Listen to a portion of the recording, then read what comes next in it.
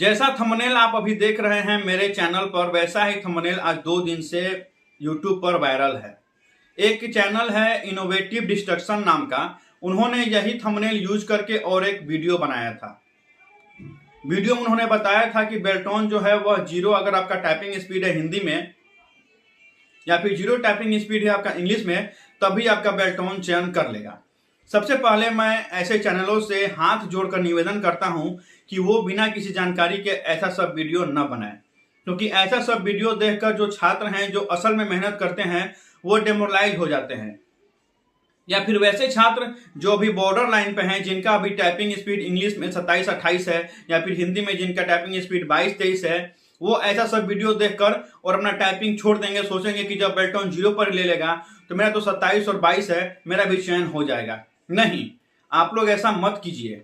ये आप छात्रों के भविष्य के साथ खिलवाड़ कर रहे हैं। और मैं उन छात्रों से भी आग्रह करना चाहूंगा कि आप ऐसा सब वीडियो देखकर और अपना हौसला जो है उसको तोड़िए मत। आप अगर बॉर्डर लाइन पे हैं तो अभी आपके पास 10 दिन बाकी है, आप आराम से अपना टाइपिंग कीजिए, आपका स्पीड 30 के ऊपर और 25 के ऊपर चला जाएगा।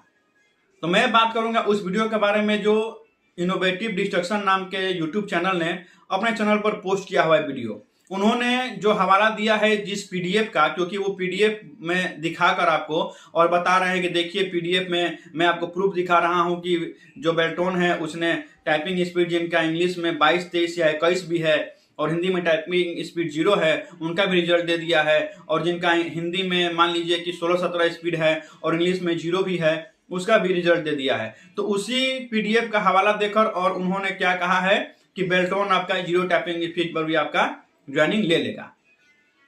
और वो जो पीडीएफ है वो आपको बेल्ट्रॉन के वेबसाइट पर मिल जाएगा। दिसंबर 11, 2023 का वो पीडीएफ है। उसी का हवाला देकर इनोवेटिव डिस्ट्रक्शन नाम के चैनल ने ये सारी बातें आपको बताई हैं। मैंने उनको भी टैग किया हुआ है अपने इस वीडियो में, ताकि वो भी इस वीडियो को देखकर और थोड़ा समझ जाए कि जो वो वीडियो बना रहे हैं, जो सूचना दे रहे हैं, वो सही है या फिर गलत है।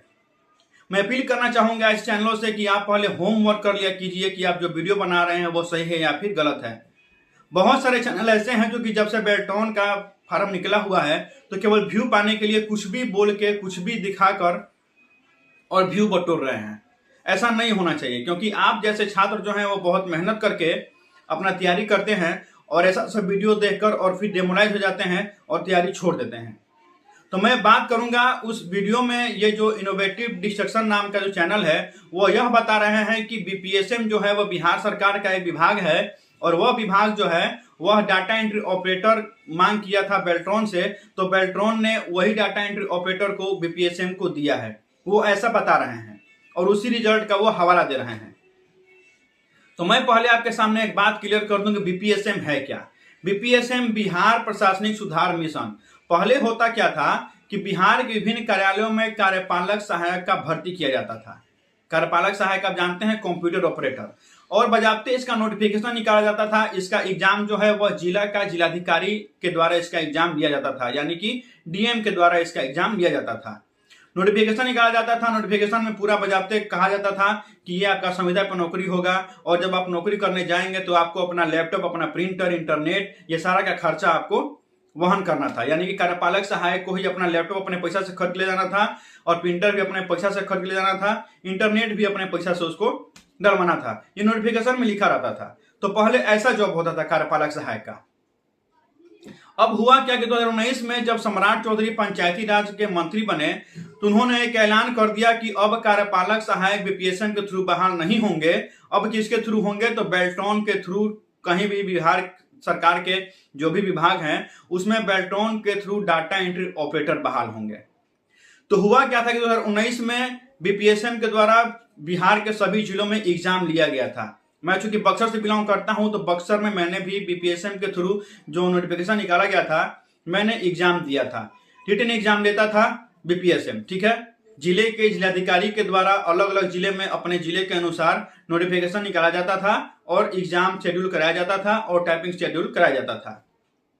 बक्सर में मैंने भी अपना रिटन एग्जाम दिया था, पास कर गया था। मेरे मोबाइल पर मैसेज भी आया था कि आप रिटन पास हैं, आपने इतना नंबर पाया हुआ है, आपका इस दिन टाइपिंग होगा, आप आ जाइएगा टाइपिंग करने इस जगह पर। बहुत जिला में ऐसा हुआ था कि नोटिफिकेशन निकाल कर, रिटन एग्जाम लेकर, टाइपिंग लेकर पैनल बना लिया गया था और ज्वाइनिंग भी करा दिया गया था। बहुत जिला में ऐसा हुआ था कि रिटन एग्जाम लेकर टाइपिंग निकालकर केवल पैनल बनाया गया था, ज्वाइनिंग नहीं कराया गया था। और जैसा कि आप जानते हैं कि बहुत सारे जिलों में ऐसा भी हुआ था, केवल रिटन एग्जाम लिया गया था, टाइपिंग एग्जाम नहीं लिया गया था, जैसा कि हमारे बक्सर में हुआ था। तो जब सम्राट चौधरी ने यह कहा कि अब बेल्ट्रॉन के थ्रू डाटा इंटरप्रेटर बहाल होंगे, न कि कार्यपालक सहायक बहाल होंगे, तो हुआ क्या था कि तब यह हुआ कि जो पैनल बना हुआ है, क्योंकि जो पैनल बन गया है वो कार्यपालक सहायक जो है वो स्ट्राइक करने गए और डीएम के पास अपना निवेदन करने गए कि हम लोग का पैनल बन गया, हम लोग का ज्वाइनिंग करवाइए।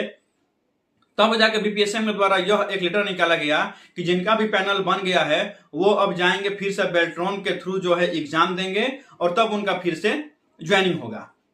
तो ये है बीपीएसएम। और ये जो पीडीएफ का हवाला दे रहे हैं वो वैसे ही कार्यपालक सहायक थे जिन्होंने 2019 में एग्जाम दिया था और एग्जाम देने के बाद उनका पैनल बन गया था, उनका ज्वाइनिंग नहीं हुआ था, तो उनका फिर से बेल्ट्रॉन ने एग्जाम लिया।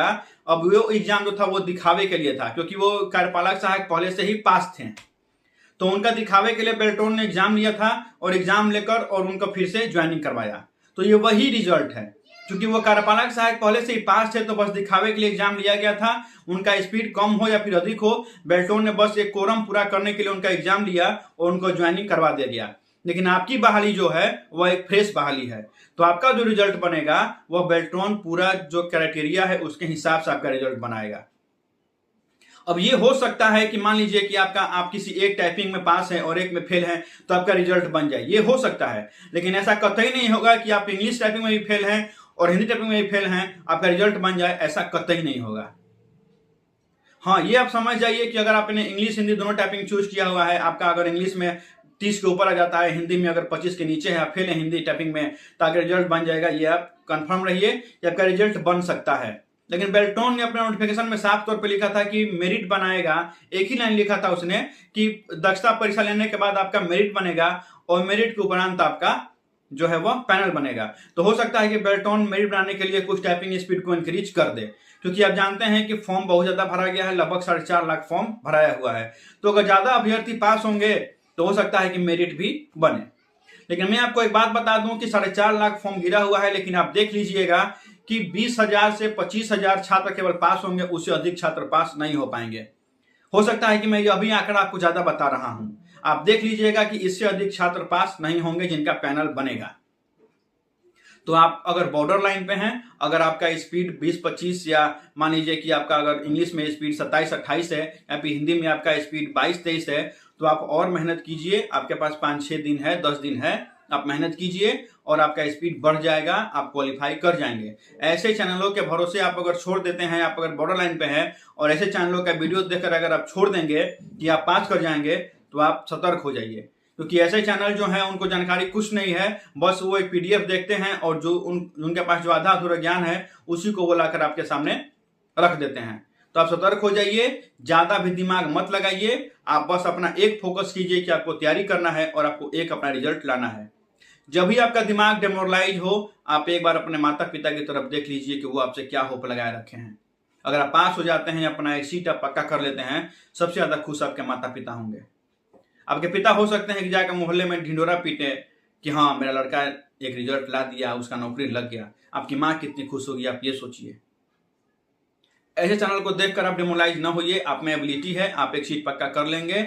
सीबीटी पर ध्यान दीजिए, जहां से सेट मिले वहां सेट लगाइए, टाइपिंग पर मेहनत कीजिए। 10-15 दिन की तो बात है, जितोड़ मेहनत कीजिए, आपका स्पीड जरूर बढ़ेगा। एक चैप्टर को आप कम से कम 10 बार टाइपिंग कीजिए। अगर आप इंग्लिश टाइपिंग कर रहे हैं, हिंदी टाइपिंग कर रहे हैं, तो एक चैप्टर को 10 बार टाइप कीजिए, देखिए आपका स्पीड बढ़ जाएगा। जितोड़ मेहनत कीजिए, आपके पास 5-6-10 दिन है, आप एकदम जितोड़ मेहनत कीजिए और एकदम एक सीट पक्का कीजिए। तो आज के लिए बस इतना ही है, फिर आपसे मुलाकात होगी किसी और नए अपडेट के साथ। आपको कोई भी क्वेरी हो, डाउट हो, कमेंट कीजिएगा, उसका रिप्लाई दिया जाएगा। मिलेंगे अगले अंक में, तब तक के लिए धन्यवाद।